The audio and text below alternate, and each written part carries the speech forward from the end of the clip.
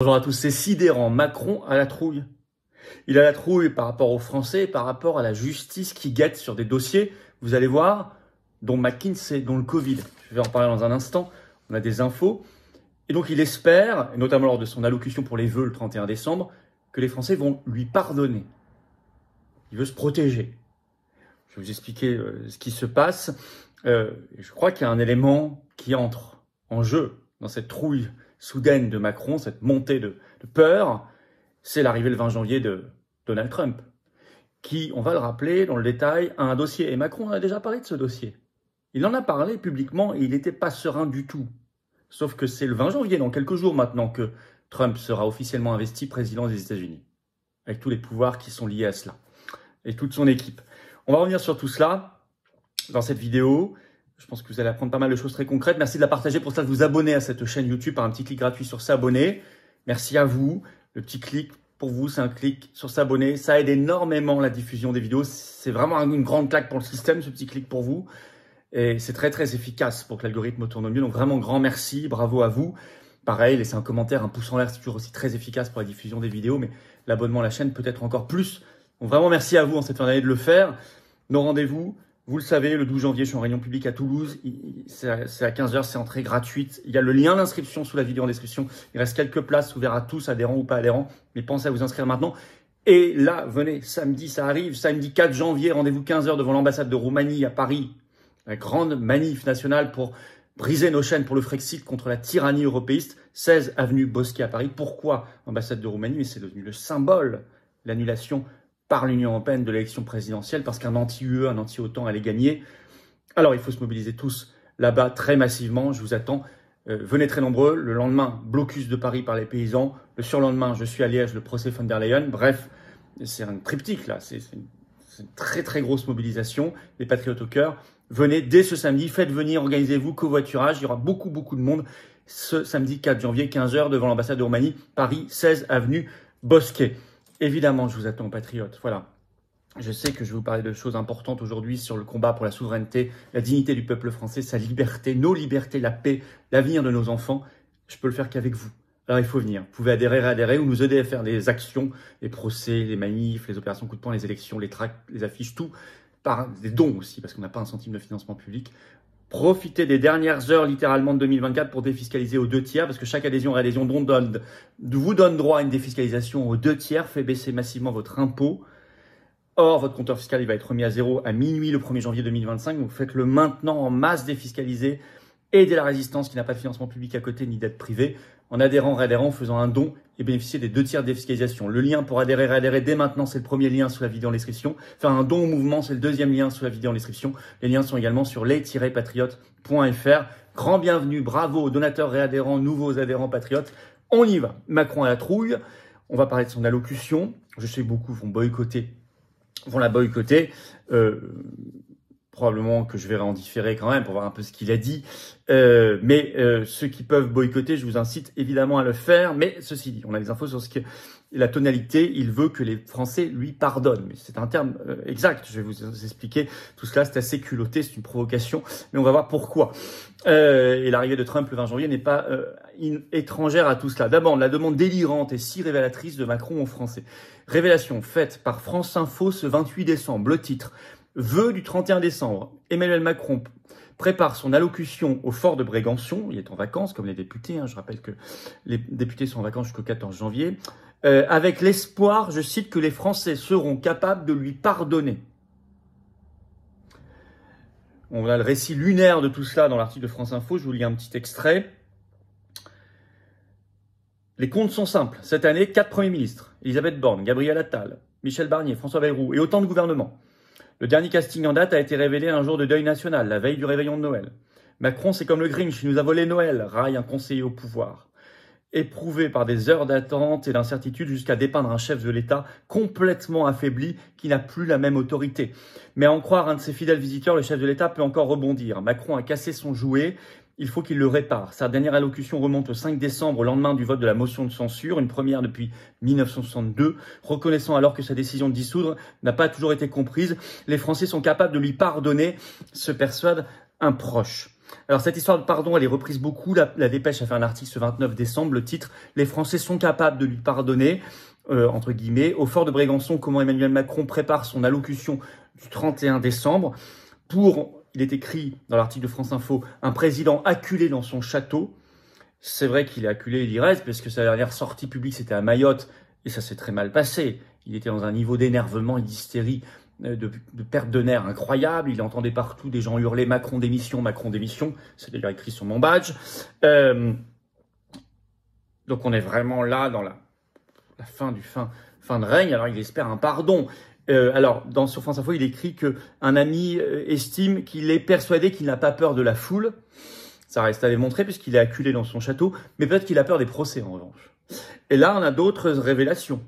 La justice menace, révélation par l'avocat de Nicolas Sarkozy, maître Patrice Spinozzi, qui était interviewé sur RTL ce 19 décembre et qui déclare « Le jour où Emmanuel Macron ne sera plus président, les juges ont déjà des actions judiciaires. » On va d'ailleurs voir ce que ça veut dire sur comment Macron pourrait imaginer les semaines et les mois qui viennent avec les dangers que ça peut représenter parce qu'il se sait en danger. Ça, on va aussi alerter et insister pour son départ, démission ou destitution. J'y reviens dans un instant. Mais ce que dit cet avocat, qui est très introduit dans les milieux du pouvoir, qui a beaucoup d'informations, je l'ai rappelé, avocat de Nicolas Sarkozy notamment, avocat de plein de vent assez puissant. Et il déclare, je cite, « Ça n'est de toute façon un secret pour personne que le jour où Emmanuel Macron ne sera plus président de la République, les juges ont déjà dans leur tiroir des actions judiciaires. Potentiellement aujourd'hui, il y a des gens qui attendent qu'il ne soit plus président et on pourra en reparler dans quelques années. » Il ajoute, « Il y a un risque significatif à mon avis. Regardez les affaires qui sont autour d'Emmanuel Macron. Par exemple, dit-il, l'affaire McKinsey. Elle est susceptible de permettre une mise en cause d'Emmanuel Macron. Je le cite toujours. On verra ce qui se passera. » Il ajoute, « On peut parler des mises en cause à l'occasion du Covid. Tiens. Des perquisitions qui sont intervenues. 3 petits points. Je peux d'ailleurs ajouter, pour l'instant c'est gelé parce qu'il est président de la République, mais il y a eu une enquête ouverte en juin 2019 sur l'affaire Alstom, le pacte de corruption dont parlait Olivier Marleix, en juin 2019 par le parquet national financier. Elle se réactivera à la fin de son mandat. C'est très intéressant. Là, il nous cite 2 choses. McKinsey et tout ce qui est autour du Covid. On en reparlera d'ailleurs de tout ça. Mais il n'y a pas que ça. Le 20 janvier, Donald Trump est investi officiellement président des États-Unis. Il débarque. Or, je vous rappelle, ça datait d'août 2022. Des documents top secrets et confidentiels. Article BFM TV qui en parlait le 23 septembre 2022 est toujours en ligne. Je cite, des documents saisis dans la résidence de Donald Trump en Floride à Mar-a-Lago, qui est toujours la sienne aujourd'hui. Et parmi eux, un seul concernait un chef d'État ou de gouvernement étranger, c'était Emmanuel Macron. Ce dossier s'appelle exactement 1A Info RE en minuscule, président de la France, en anglais. 1A Info RE, président de la France. C'était sur Macron. Il avait été retrouvé, donc classé top secret ou confidentiel. Et, contrairement à ce que beaucoup croient, on s'en souvient plus, mais il avait été interviewé officiellement sur CNN le 23 septembre 2022, face caméra, sur ce dossier. Est-ce qu'il craignait quelque chose? Et je trouve que sa réponse était assez inquiète et pas très sereine. Je vais vous la reciter, elle est reprise dans l'article de BFM. Je cite Macron. « Je ne dirais pas que c'est extrêmement agréable de voir ce type d'informations, mais j'essaie d'être un peu moins paranoïaque chaque jour, ajoute Emmanuel Macron, qui dit être actuellement plutôt détendu. Je serais ravi, ajoute-t-il, d'avoir plus d'informations, mais ce n'est pas entre mes mains. Malheureusement pour lui, dit-il. Ce n'est pas une réponse. Il aurait pu balayer ça dans un rire, dans un état de rire, un sourire, ou faire une blague, ou essayer de trouver comme ça une solution pour s'en sortir. Non, il fait une réponse que je trouve, vous relirez, pas hyper sereine. Enfin, vous réécouterez ma vidéo si vous voulez. Alors, face à cela, il a manifestement la trouille. Cette histoire d'espérer que les Français vont lui pardonner. Ces menaces judiciaires qui semblent très précises, puisqu'il y a des avocats très informés qui en parlent maintenant ouvertement. Cette histoire que Trump arrive dans 3 semaines. Il a peur. Il tente donc de prévenir, y compris en espérant un pardon des Français. Bon. Alors, ça peut l'amener. Il y a 3 choses possibles dans les mauvais scénarios qu'il pourrait mettre en place. Il y en a un qui est impossible, je vais l'évacuer. Il pourrait essayer d'obtenir, il y a pensé avant, mais maintenant c'est devenu impossible, il aurait pu vouloir modifier la Constitution pour faire un 3e mandat, autoriser un 3e mandat consécutif. Alors, mais seulement pour modifier la Constitution, soit il le ferait par référendum. S'il faisait ce référendum, il perdrait le référendum. Ça je pense qu'il n'y a pas de doute. Ou alors, il faut le faire par le Parlement, par le Congrès, mais il n'a pas du tout la majorité pour le faire aujourd'hui. Donc c'est ça, au moins c'est évacué. J'avais peur de cela, j'avais alerté en tout cas lors du 1er mandat parce qu'il avait la possibilité de le faire. Et on sait qu'ils ont tenté plusieurs fois de faire des propositions de loi pour cela, ou des projets de loi, même ça n'a pas abouti parce que la résistance s'était mobilisée et nous avions alerté à temps. Il reste par contre 2 scénarios possibles. Un dont je parle et j'alerte depuis des mois et des mois, c'est les pleins pouvoirs, l'article 16 de la Constitution. Au moindre prétexte. Et ça, je dis attention. Et ce serait évidemment en lien avec cette trouille. Le deuxième possible aussi, c'est un peu à la Zelensky, ou à ce qu'a tenté l'ancienne présidente géorgienne, c'est de prolonger son mandat de manière un peu illégale. Sous prétexte, il faut quelque chose de très fort. Une guerre avec l'Ukraine, une nouvelle épidémie, nouveau virus, un cataclysme lambda, je ne sais pas lequel. Ça, notamment l'histoire de la guerre, ou d'essayer de monter en épingle une espèce d'épidémie, pourquoi pas? C'est pour ça qu'il faut le faire partir le plus vite possible. Destitution, c'est possible. Article 68 de la Constitution, les parlementaires doivent se bouger, continuer à faire pression sur eux, on ne va pas les lâcher, ou au moins appeler à sa démission massivement. Et donc pour ça, d'abord dégager le gouvernement Bayrou par une motion de censure dès janvier, pour que le scénario vertueux s'enclenche, l'effet domino. Bayrou, Macron, etc. C'est irresponsable de la part des pseudo-oppositions parlementaires de ne pas aller dans ce sens aujourd'hui, de se la couler douce en vacances jusqu'au 14 janvier, alors qu'on a un Macron qui pourrait penser à ces 2 scénarios faisables. Or, sur le fond, demander pardon, de ma part, non, 0 pardon accordé, chacun en fait en sa conscience. Vous me direz ce que vous en pensez en commentaire. Non, pour moi, c'est procès, jugement, condamnation. Probable. Ben, je veux dire, et vous savez, encore, ils ont retiré de la Constitution la haute trahison, mais pour Macron, comme pour d'autres avant lui, on y est largement. Et lui, certainement encore plus que les autres. C'est trop facile, ça. Dans la vie, il y a un principe de responsabilité, surtout quand vous êtes chef de l'État. Et que vous avez des obligations constitutionnelles que vous bafouez et que vous foulez aux pieds. Voilà ce que je voulais quand même vous raconter, parce que c'est important de réfléchir à tout ça et surtout d'agir en cette vidéo. Merci de la partager. Pour ça, vous abonner à cette chaîne par un petit clic gratuit sur s'abonner. Vraiment, pensez-y si vous n'êtes pas encore abonné ou si vous avez été un jour désabonné par Mégane, il faut vérifier. Abonnez ou réabonnez-vous à la chaîne, c'est un petit clic gratuit pour vous. Ça va aider beaucoup. Merci. Profitez-en pour appuyer sur la petite cloche. Comme ça, vous êtes notifié dès qu'il y a une nouvelle vidéo automatiquement qui sort. Venez tous très nombreux ce samedi 15h 4 janvier, là. Première manif de l'année. Ouais, on se mobilise très tôt, plus tôt encore que d'habitude, parce qu'on y va à fond. On était à fond en décembre, on lâche rien, on avance. 16 avenue Bosquier Paris, devant l'ambassade de Roumanie, contre la tyrannie euromondialiste.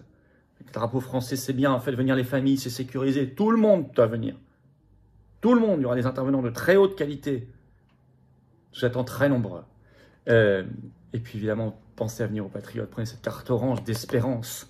En adhérant, réadhérant, ou faites un don au mouvement pour vous aider à faire tout ça, surtout maintenant. Il vous reste quelques heures avant le 31 décembre 2024, minuit, pour défiscaliser au titre de l'année fiscale 2024. Ne faites pas ce cadeau au fisc. Faites plutôt une bonne action pour la résistance. Je rappelle que nous sommes le plus grand mouvement souverainiste et de résistance de France, mais nous n'avons pas un centime de financement public, ni aucune aide des banques, ni aucune aide du système. On est indépendant et anti-oligarchique à 150%. Mais j'ai besoin de vous. Vous, c'est 2 tiers de défiscalisation. Mais votre compteur fiscal va être mis à 0 le 1er janvier 2025, donc c'est maintenant qu'il faut défiscaliser, faire baisser vos impôts à fond et en même temps aider la cause. Alors adhérez, réadhérez, défendre des belles valeurs concrètes dans le rassemblement, s'aider soi-même, son pays, son humanité, ses enfants, je trouve que c'est magnifique, ses petits-enfants.